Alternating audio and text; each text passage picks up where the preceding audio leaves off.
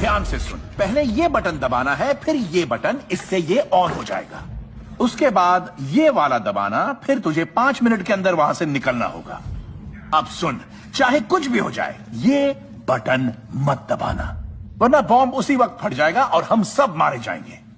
चल, अब बता मैंने तुझे क्या क्या समझाया। I am Groot. हाँ, I am Groot. बिल्कुल ठीक। I am Groot. नहीं, ये वाला बटन दबा के सबकी जान लेगा क्या? फिर से कोशिश कर। I am Groot.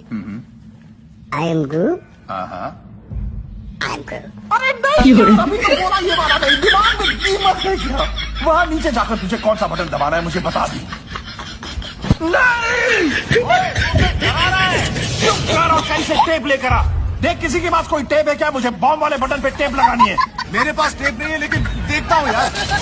अरे डोडू, देखना तेरे पास